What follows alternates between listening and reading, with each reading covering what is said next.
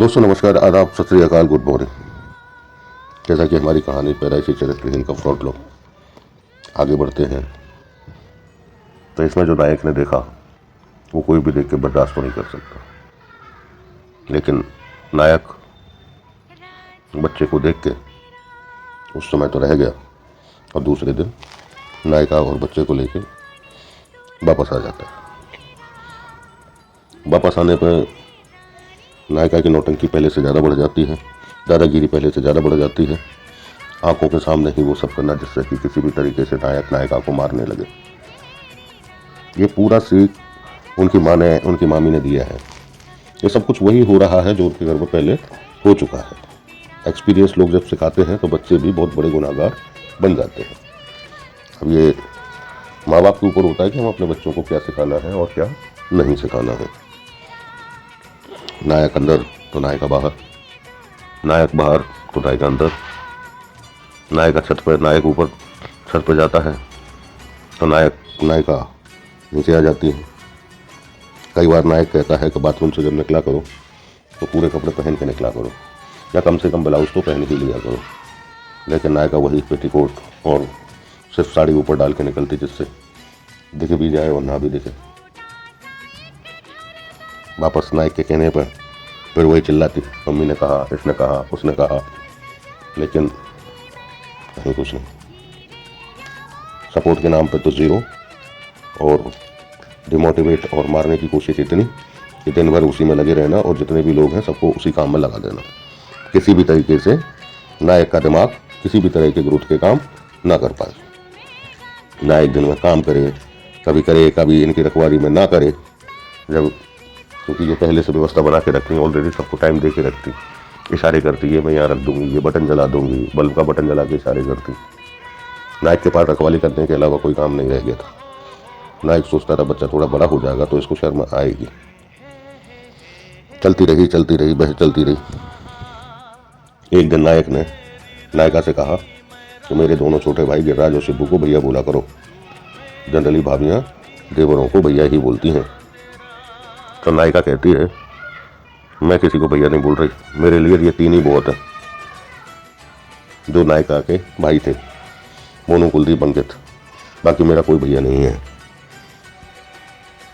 मैं नहीं बोलूँगी कभी। अब नायक क्या कहता? नायक के पास गिनती के 2-3 रास्ते हैं। एक, नायिका को दम से जूते से मारे। दूसरा, नायक खुद मर जाए। इन दोनों के अलावा और तो कोई नायक के पास बचा नहीं। इनको मारे बच्चा देखे कि बाप माँ को पीट रहा है तो बच्चे की एजुकेशन खराब हो रही है, और खुद मरता है तो ऐसी औरत का लड़का कैसा होगा? कुलदीप जैसा। अभी कुछ ही दिन पहले अपने बहन के लिए ग्राहक लेके आया एक भाई, और ग्राहक भी ऐसा, मैं खाना बना रही थी, वो ऊपर छत पर टहलने चली जाती, कुंडी बंद कर लेती जिससे कि कोई नीचे जाए तो पहले कुंडी की आवाज़ आ जाए। 20 मिनट बाद विपिन निकलता है, वो कुलदीप के साथ चला जाता है। ऐसी चीज़ें तो देखी हुई। घर में कहे तो किससे कहे? छोटा भाई उसकी बजा रहा, बीच वाले भाई को कोई लेना देना है नहीं, वो वैसे ही लड़ाई पाले हुई है फ्री में। जनरली होता ही है, दौरानी जेठानी में लड़ाइयाँ होती हैं, कुछ सोच समझ के करती हैं कि घर में विघटन करा नहीं है, और कुछ की लड़ाइयाँ लॉजिकल भी होती हैं। जो घर को बनाने के लिए करती हैं वो हेल्दी आर्गूमेंट होते हैं, जो बिगाड़ने के लिए करते हैं वो सिर्फ आर्गूमेंट होते हैं, और थर्ड क्लास के आर्गूमेंट होते हैं। जैसे कि मोनू, कुलदीप, ममता, मीरा, अब मुरारी, फालतू आर्गूमेंट, दलाली करना है बस बहन की। एक दिन नायक बाहर से घर आया। घर आकर देखता है कि नायिका और नायक का छोटा भाई बार बार बल्ब स्विच ऑन ऑफ कर करके एक दूसरे से नैन मटक्का करके हंस रहे हैं, मजे ले रहे हैं। नायक अंदर बैठा हुआ है। इनकी बेरुखी की वजह से नायक का थोड़ा स्मोकिंग और बढ़ गया था। नायक पीछे जाता बाथरूम में। उनका मकान ऐसा था कि जैसे ही आप घुसते हैं तो हॉल है, हॉल के बगल में कमरा है, हॉल के थ्रू ही कमरे में जाते हैं, हॉल के थ्रू ही दूसरे कमरे में जाते हैं, हॉल के थ्रू ही किचन में जाते हैं, और हॉल के थ्रू ही किचन और रूम के पीछे बाथरूम है। नायक वहाँ जाके अपना सिगरेट बीड़ी पीता रहता, रोता रहता, समय खराब करता रहता। एक दिन नायक ने अपनी आंखों से देखा, नायक से सहा नहीं गया। नायक के माता पिता नायक के रूम के आगे हॉल जो था एंट्रेंस वाला, उसमें बैठे हुए थे। नायक की बहू का कमरा, यानी नायक के छोटे भाई का रूम, नायक के जो कमरे के आगे हॉल है, हॉल के बगल में एक कमरा है, उसमें थे। ये सभी से लड़ रही थी, सिर्फ मम्मी से नहीं लड़ रही थी, नायक के। और घर में सभी लोग इसका साथ दे रहे थे। क्यों दे रहे थे, क्या ले रहे थे? नायक का कोई साथ नहीं दे रहा था, ना नायक की माँ, ना नायक का बाप, ना नायक के भाई। और नायक की बीवी तो कह ही चुकी थी 2004 में, तुम इस घर से निकल जाओ, मुझे जो कुछ चाहिए मैं यहाँ से ले रही हूँ। नायक नायिका से गुस्से में कहता है, तू नहीं मानेगी, ये उल्टे सीधे काम करना जरूरी है गुलाबों की तरह, जो तेरी मामी ने किया है? हाँ, ऐसे ही करूँगी। जैसे ही नायक ने ये शब्द सुने नायिका के मुंह से, तो नायक अपना बेल्ट निकाल ही पाता है। और नायिका इतनी तेज चिल्लाने का नौटंकी करती है, रोने लगती है कि जैसे मार दिया हो उसको, बिल्कुल जान से मार दिया हो। बाहर से भाग के नायक के मम्मी पापा आते हैं, बहू आ जाती है, भाई आ जाता है। बगल में सेम ऐसा ही पोर्शन लैंडलॉर्ड का था, उनकी वाइफ आ जाती है। और नायक के माता पिता नायक को मारने लगते हैं, बिना कुछ बात किए, ना बिना कुछ सोचे समझे। नायक कहता है अभी नहीं मारा, नायिका कहती है मारा है, देख लो बेल्ट हाथ में, जबकि नायक ने मारा ही नहीं था। नायक अपने बच्चे को लेके बाहर जाना चाहता है, नायक की माँ उसको मार रही है। सोच के देखिए क्या मंजर होगा, एक 26-27 साल के आदमी को उसकी माँ मार रही है, उसकी बीवी के सामने, उसके बच्चों के सामने।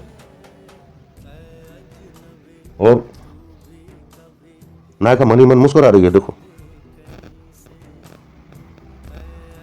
क्या करे नायक, खुद भाग जाए फिर तो वही हो जाएगा जैसे नायिका के मामा जिसके साथ आए थे, जिसको भगा के लाए थे, और वो छोटे के साथ रहने लगी, उसको भागना ही पड़ा। सेम यही सिचुएशन यहाँ आ गई। अब क्या करे नायक? नायक अपने बच्चे को लेके बाहर जाने लगा, लेकिन मकान मालिक ने कहा कि अभी बच्चे को मत ले जाओ। मकान मालिक समझदार थे, शैलन भदौरिया समझदार थे, बात काफ़ी चीज़ों को समझ रहे थे, लेकिन नायक के पिता माता कुछ भी नहीं समझ रहे थे। क्या हो रहा है क्या नहीं हो रहा है उन्हें कुछ भी समझ में नहीं आ रहा है। नायक अकेला चला जाता है, अंदर क्या होता है क्या नहीं होता है। नायक का एक मित्र था त्रिवेदी, बुरे समय में बहुत अच्छी चीज़ें बताता था, बहुत अच्छी सलाह देते थे। दोनों ही एक दूसरे बिल्कुल परिपक्व थे, ये दोनों ही बुरे समय में एक दूसरे के लिए ढाल बने हुए थे। त्रिवेदी को जब भी ज़रूरत हुई उनकी माता जी के लिए, तो नायक ने कभी मना नहीं किया। और नायक ने जब कभी कुछ बोला, कभी आशिक भी बोला, तो त्रिवेदी जी ने कभी मना नहीं किया। दोस्तों तो ऐसा हो। आज का समय अलग है, ये बात 2007 और 8 की है, और आज 2025 का आज आखिरी दिन। चलते चलते नायक के पास फ़ोन आया 2 घंटे बाद। नायक के एक चाचा गांव में रहते थे, जिन्होंने शादी पक्की की थी। जगदीश, कहाँ पर हो? तो नायक ने फलाना लोकेशन बताया। तो उन्होंने कहा कि तुम गोपाल के यहाँ चले जाओ, जो नायक के सबसे छोटे चाचा थे और वो द्वारकापुरी में रहते थे, उनका भी एक छोटा सा मकान था। तो नायक फ्री होकर वहाँ चला गया।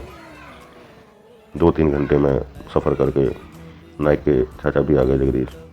भयंकर बहस हुई, चाचा कहते हैं ऐसा कहता है वैसा कहता है। तो नायक के सबसे छोटे चाचा गोपाल ने 2 थप्पड़ भी मार दी नायक को। नायक चुपचाप रहा, क्या करे, दुनिया दुश्मन। समय चलता रहा। फिक्स ये हुआ कि दूसरे दिन नायक और जगदीश चाचा घर जाएंगे, छोटे चाचा के घर से, और नायिका को लेकर गांव चले जाएंगे। गांव चले गए मोटरसाइकिल पर। नायक गाड़ी चला रहा, पीछे चाचा बैठे, उसके पीछे नायिका बैठे। घर पहुंचे, नायक अपनी जिंदगी के ऊपर बहुत तेज रोने लगा, फूट फूट कर। नायक की दादी नायक को ढंढत बनाने लगी। नायिका अंदर बैठी हुई है, नायक की चाची उससे बात कर रही है। 2-3 दिन रहने के बाद नायक वापस आ जाता है और अपना काम करने लगता है और सबसे छोटे वाले चाचा के यहाँ रहने लगता है। सबसे छोटे वाले चाचा ने उसको बोला कि कुछ एक्स्ट्रा इनकम हो जाएगी, मेरी बंद फैक्ट्री है, उसको तुम चालू कर लो। नाइक फैक्ट्री चलाने लगता है, कुछ फ्रीलांसर काम करता है, इंश्योरेंस करता है, ये करता है। उस समय सेल्स का बहुत बड़ा प्रभाव था, तो सेल्स में कई काम करता है, कभी किसी का लोन पास करवा लेता है, तो कमीशन चलता रहता है। एक्स्ट्रा कमाई के लिए नाइक के छोटे चाचा ने उनको एक छोटी सी फैक्ट्री थी, वहाँ कुछ मैन्युफैक्चर होता था मेटल आइटम, तो वो चलता रहता था। बंद फैक्ट्री चालू की, दिल्ली से एक लेबर को लेके आए हैं, क्योंकि मतलब लेबर नहीं था, मतलब देखा जाए तो मेन मैकेनिक वही था, जो पहले भी नायक के चाचा के यहाँ काम कर चुका है, लेकिन फिर बाद में चला गया था। इस तरह से 1.5 महीने में नायक 2-3 बार नायिका से मिलने गया। नायिका हंस के बोलती, नौटंकी करती, लेकिन रात में लड़ाई जरूर होती, या फिर एहसान होता, लो ले लो। नायक चला आता।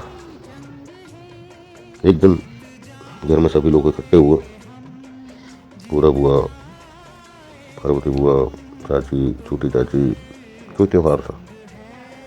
उस समय फाइनल हुआ कि अलग रूम ले लेते हैं और नए सिरे से ज़िंदगी शुरू करते हैं, ये नहीं लड़ेगी। न नायक का सबसे छोटा भाई घर पे आएगा और ना ही नायक के पिता घर पे आएंगे, क्योंकि इन्होंने आपको मारा, मुझे मानना नहीं चाहिए, वो भी बहू के सामने और बच्चों के सामने। नायक वापस आता है और एक उनके पुराने मकान मालिक थे, उनके यहाँ एक कमरा, किचन, लैट्रिन, बाथरूम सेपरेट ले लेता है। लोकेशन उस मकान का कुछ ऐसा है कि एक गली है 15 फीट की, अंदर जाते ही मकान बना हुआ है, 3 फीट की गली है, साइड में बैठक और बाथरूम बने हुए, एक साइड में बैठक और बाथरूम बने हुए, 100-125 फुट का एक आंगन है, फिर एक रूम है, फिर गली शुरू होती है, फिर एक रूम है, फिर एक 150-200 फुट का आंगन आ जाता है, एक तरफ 2 रूम है छोटे छोटे 100 फुट के, और एक तरफ 150 फुट का रूम, किचन, लैट्रिन, बाथरूम बने हुए हैं। नायक घुसते ही जो गली है, अंदर सबसे लास्ट में जाके जहाँ मकान मालिक रहता है, उसके सामने एक रूम, किचन ले लेते हैं। नायिका आ जाती है। शादी के 3-3.5 साल बाद दोबारा एक नई शुरुआत होती है। कैसी होगी शुरुआत दोस्तों, क्या लगता है आपको? क्या नायिका आगे भी वफा कर पाएगी? मिलते हैं अगले एपिसोड में। वोट जरूर कीजिए, लाइक करें ना करें, अच्छा लगे करें ना करें, सब्सक्राइब कीजिए, शेयर कीजिए। सब्सक्राइब इसलिए कीजिए जिससे कि नए वीडियोस आपको मिलते रहें, लेकिन वोट जरूर करें। नायक को अब क्या करना चाहिए? धन्यवाद।